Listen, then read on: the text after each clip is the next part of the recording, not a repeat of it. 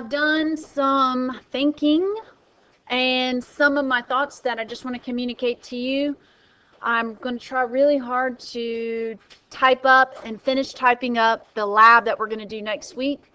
And I've decided which lab I'm going to do. It's going to be the lab that involves the spectrophotometer. Okay. So there was two choices. One was it's called hard water lab. I don't know if y'all have ever heard that term, hard water, soft water. Okay. And I had thought more people have heard of it, but in the past when I've done that lab, it's been very new. And it's a good lab, but I just know the AP tests like to focus on using instruments. So we're going to use the spectrophotometer, and we may need more time than I thought. So we might even be in lab for 2 days. So that's going to be the one we do. I want to get at least another lab in that uses spectrophotometer, but it's not going to be this semester, it'll be next semester. Probably going to be in the kinetics unit area. That's when usually we use the spec 20. Some other, I think that's actually it. So I'm going to try to get it typed up, copied today, and so that way you can have it before the weekend, because I want y'all to be able to look through it and understand it before you come in next week. So it just helps when you are able to read it ahead of time and just have some time to think through it. If you're like me, which I don't know if anybody's like me, I like my thinking processing time. Maybe you're someone who just thinks real quick on the spot, I don't know. But for me, I like to think through things and have that time to think through the lab, and in addition to, you're going to have to come up with the procedure. So if you like more time doing that, that's something that you can start on this weekend. If you're pretty quick at that, then you can figure out which time would be good. So I think that's about it. So I'm planning on sectioning out Monday, Tuesday, and Wednesday for lab. All right. And I have decided I'm going to finish teaching everything that's left today, and we might actually still get done early, because some of this stuff it's not hard. In fact, you've seen boiling point elevation and freezing point depression, I believe, already. So it might come back to you pretty quickly. And I think that's it. And so tomorrow will be a combination of you catching up on book problems, which I'd like for you to be done. That'd be nice if you could be done, by this week on book problems. So next week, my main focus is going to be on lab. That's going to take up a lot of your mental energy. So if you can get done with those book problems, that would really help you. And that way you can focus on the lab next week. And so when the test comes, you're prepared. And I bet you a lot of other teachers are going to be testing next week also. Am I right? So the next week after that is the week of exams. And so typically teachers will have review time. So you want to get stuff done, and then maybe you can even move on to studying for that cumulative test, because that's coming up pretty quick too. Okay? All right.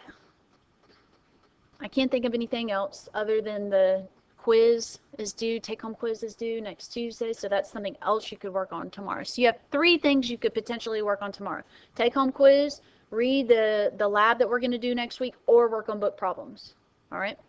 So what did we talk about yesterday? Well, we just reviewed factors that affect solubility. So remember, intermolecular forces was one of those factors. We worked through and even went over the practice test questions. Then pressure, we talked about pressure being another factor that affected solubility. So really, pressure is important when we're talking about a gas being dissolved in a liquid. So we use Henry's law, and Henry's law states that the solubility of a gas in a liquid is directly proportional to the partial pressure of that gas above the surface of the liquid.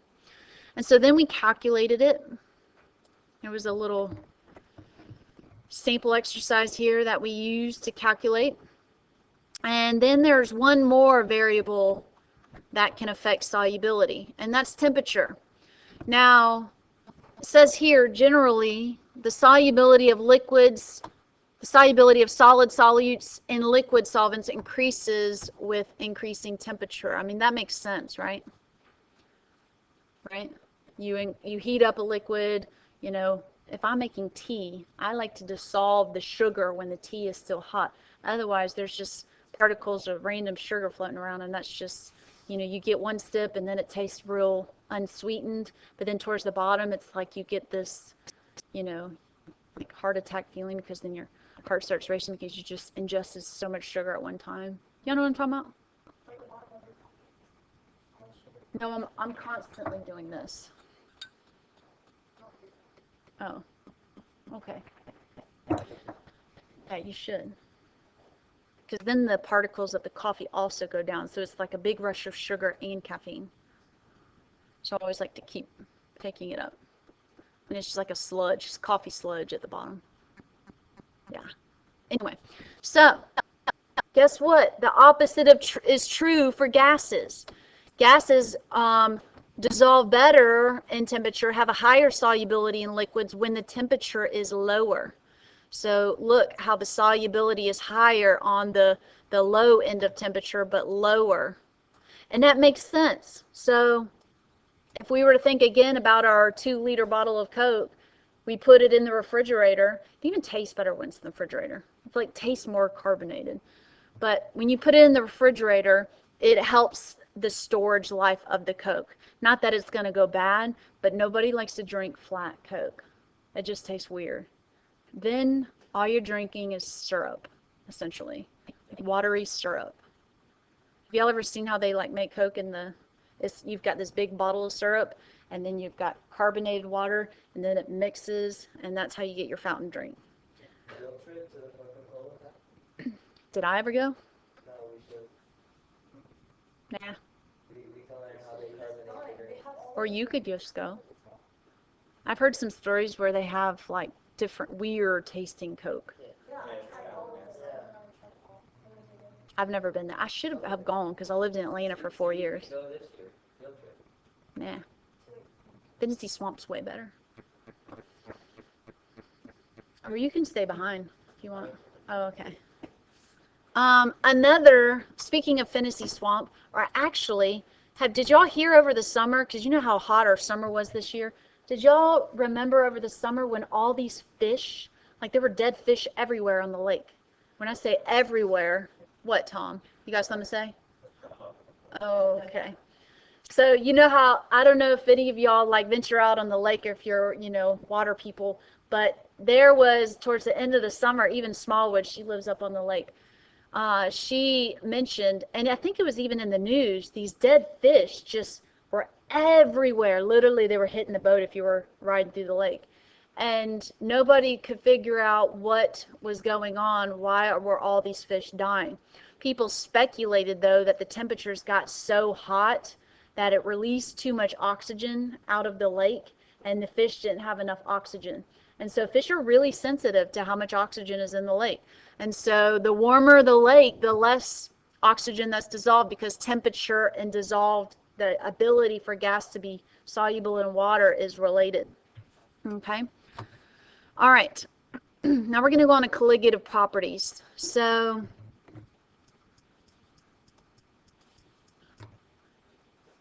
these solutions, so we're in chapter 13, we're still talking about solutions. Some of the physical properties of solvents can be changed by the solute being added to the solvent.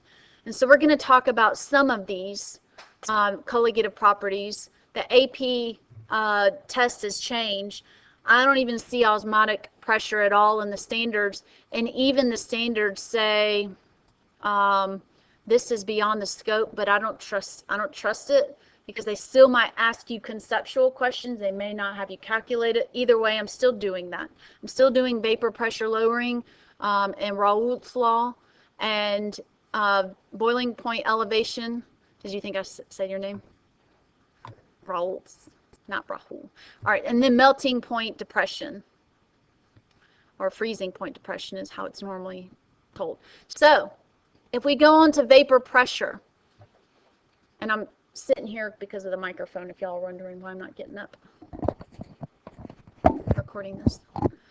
So if I have a solvent that's alone, all by its lonesome self, we've talked about dynamic equilibrium already. There is an equilibrium that's established here where these liquid molecules are going into the gas phase and vice versa. So the liquid, the vaporization and the condensation phase are at equilibrium. There is a certain number of gas molecules that are vaporized at a particular temperature. And those gas molecules that are in the air create a pressure, hence vapor pressure.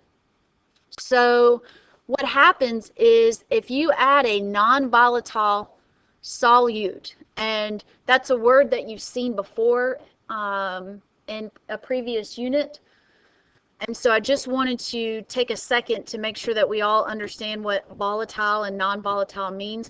It does not mean it's explosive, which some people think that volatile, it sounds like it would be something that's explosive. What it means, I defined it here for you. It's a substance that has no measurable vapor pressure. So if you have a non-volatile substance, it means it has no measurable vapor pressure. So salt is a non-volatile solute. Okay. Whereas one that exhibits a vapor pressure would be called volatile. Have you ever, like gasoline is volatile. When I put my gas in my car, there must be some particles that are vaporizing because I can smell it. There is a gas molecule entering my nose. I can smell it. So therefore, some of the substance in that gas must be volatile. I wouldn't be able to smell it if it isn't volatile. Also, your fragrances, a lot of your fragrances are volatile. So this candle, it's got some volatile oils of some sort in here because I can smell it. My lavender, why do you think it promotes relaxation? Because some of those molecules are entering into you and are causing you to relax. Thank goodness for volatile molecules.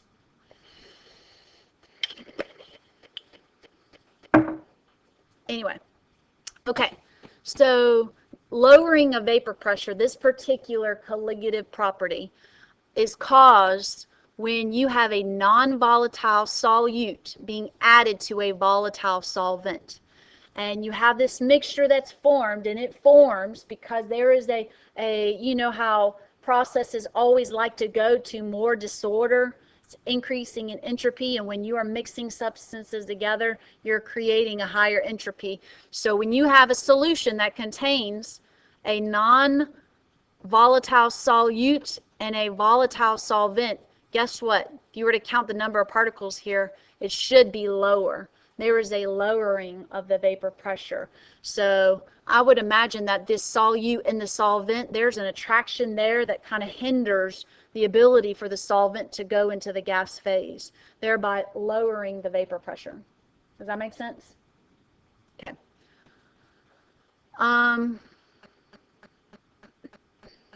So just to one more clarify, the vapor pressure of a solution, the vapor pressure of a solution is lower than that of the pure solvent. Pure solvent, more gas molecules. Solution, lower gas molecules. We can quantify that using Raoult's law. And so we've got the vapor pressure of the pure solvent right here. And if since that's directly related, the new vapor pressure is directly related to the concentration of solute, we can multiply the mole fraction of, and y'all know what mole fraction is, mole of solute over total moles. So we can multiply that by the mole fraction, and then that'll give us our new vapor pressure. So I kind of wish A was something like, and I saw this in the newer book, P of solvent, and this would be P of solution. All right, so mole fraction times the vapor pressure of pure solvent is equal to the new vapor pressure.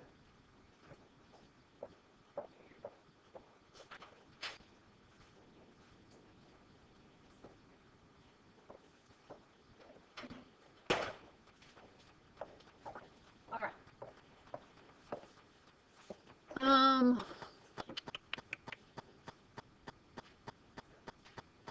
Let's work a problem out here. And I actually haven't worked this out yet myself, so I'm going to work it out with y'all. So it says glycerin is a non-volatile. Can y'all see it? So I feel like when I try to zoom in, it's too much. Glycerin is a non-volatile, non-electrolyte with a density of 1.26 grams per milliliter at 25 degrees Celsius. Calculate the vapor pressure at 25 degrees Celsius of a solution made by adding 50 mils of glycerin to 500 mils of water. The vapor pressure of pure water at 25 degrees Celsius is 23.8 torr, and its density is also of water, of course, y'all know, is 1 grams per mil. So you might have to do some density conversions there to get to moles. All right, so work that out real quick, and then I will work it out too.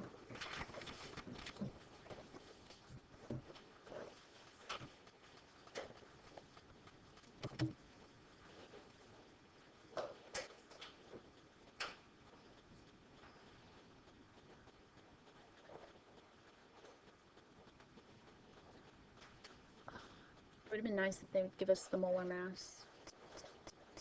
Ridiculous. Bless you.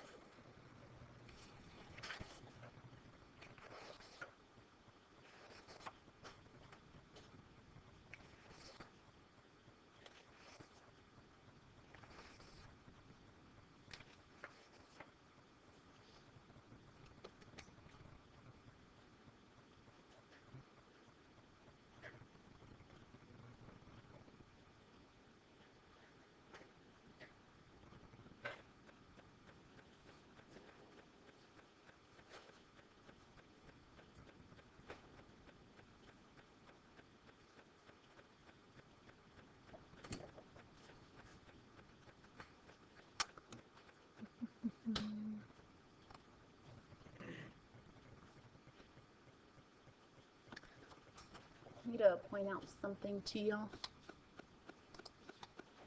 So, what does A represent? What substance? Solute or solvent? Solvent. So if I took the mole fraction of A, then really I'm taking the mole fraction of, not the solute, but the solvent. So moles is, so it's a little bit different than what, I forgot to tell y'all this, it's a little bit different than what you normally calculate mole fraction of. So mole water over mole solute plus mole water. Okay?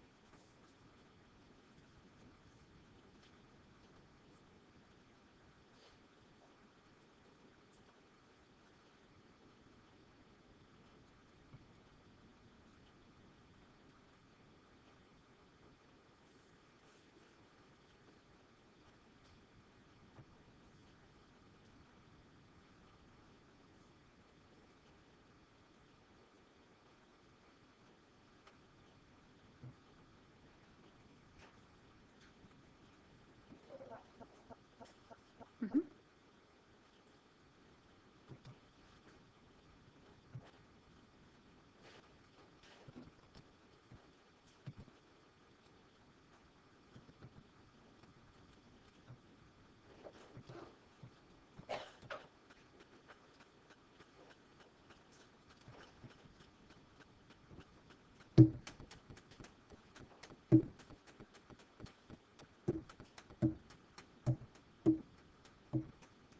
Anybody in band?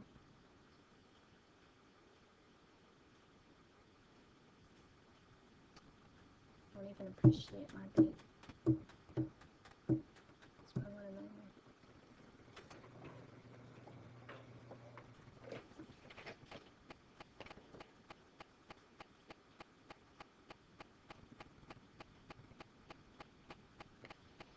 Do you have a soccer game today? You're in soccer, right? You're in school soccer. Y'all done? Oh, Nurse Sue.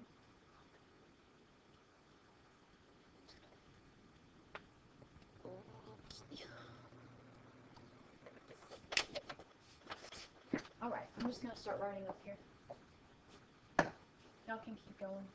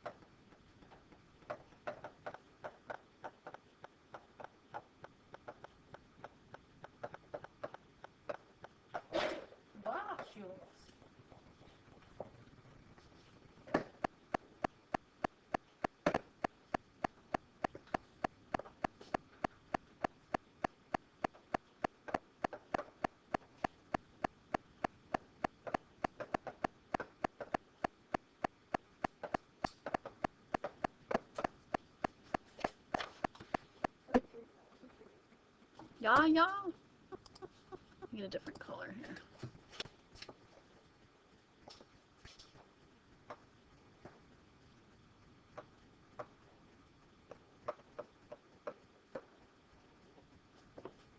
Just sit down.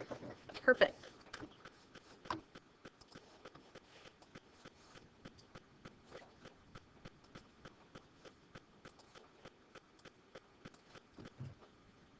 Easy enough? Okay.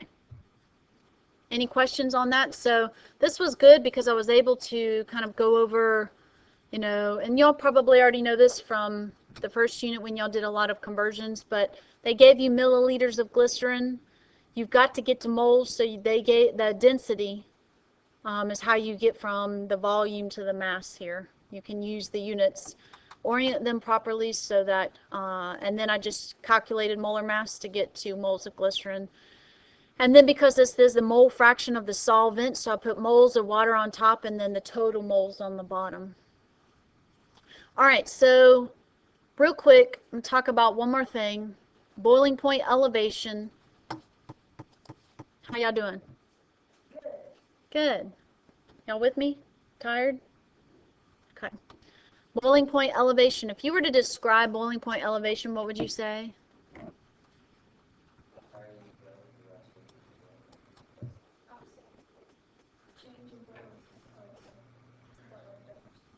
So what's the boiling point of water? 100 degrees Celsius. So I'm going to suspect, let's suspect here, that if I were to, and we're talking about solutions, if I were to add a solute to water, the term here, boiling point elevation, what would you expect the new boiling point to do? It would go higher. So it actually changes the boiling point. When you have a solution, you have actually a higher boiling point than you normally would. So it's just an interesting thing that happens when you add your solute to your solvent. That attraction must cause the boiling point, it causes the boiling point to change, and it does make sense because there are different attractive forces. Now, how do I calculate that? It's actually a very easy calculation. So you've got one variable here, M. What do you know about M? We talked about it briefly yesterday. It's the molality. And how do you calculate molality? Mole of solute over kilogram solvent. And so that's what you plug in here. Kb is a special variable that is dependent on the solvent. So you would actually have to look up here. Here are your different solvents. This would be an example of a table. And then let's say the solvent was water. Then your Kb, you would pick your Kb from this area right here. So for water, it would be 0.51. Now the Kf for freezing point would be 1.86. So they're different depending on whether it's boiling point elevation or freezing point depression. So let's say I multiply these two values and I get 0.3 degrees Celsius. And my question is, what is my new boiling point for this solution? Let's say it's an aqueous solution. What's my new boiling point? 100.3. So I take the normal boiling point and add it to my change in boiling point. So this value right here is telling me the difference in boiling point. So this is how I think of it.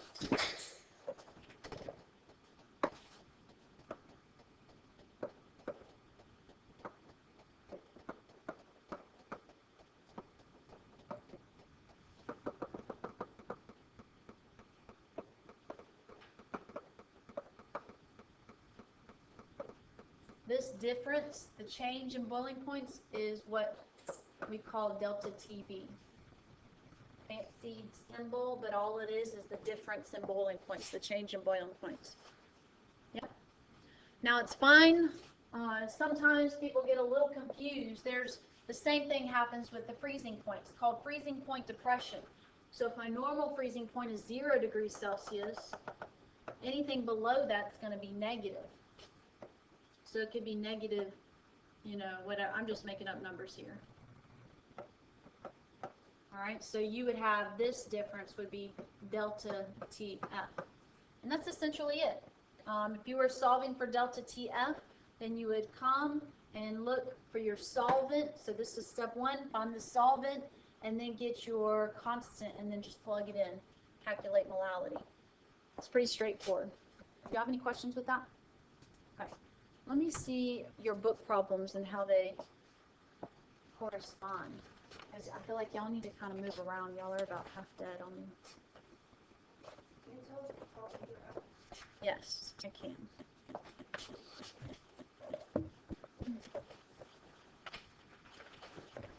Everybody stand up.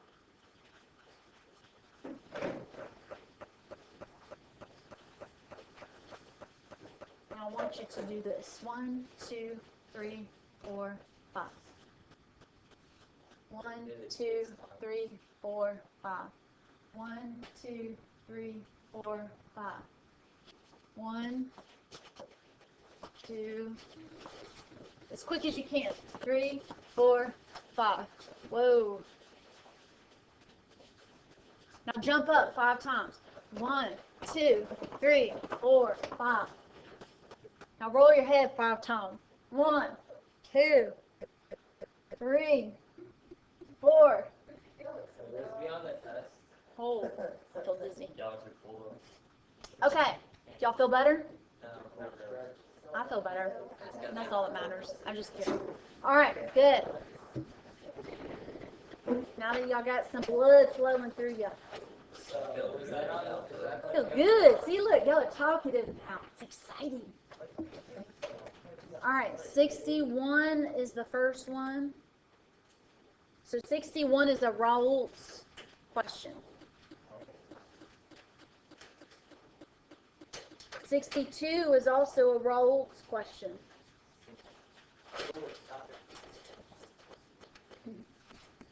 69, A and B.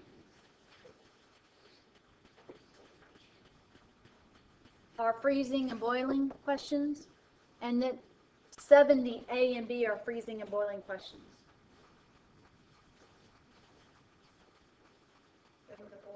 That's it. Are we just doing like 3 on those? Yes, just A and B. It's too much to do all of them. Huh? Huh? I like these. Oh, I said. Oh.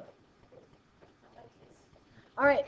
We've got, let's see, about 10, 12 minutes. 12 minutes. Y'all have a choice. At this point, we've finished talking about everything we need to talk about for this unit. And you can either work on those new problems just to kind of solidify what we just did. You can work on your take-home quiz. You know, you've got several options. Whichever one you naturally drawn to, that's what you can work on. All right, that's it.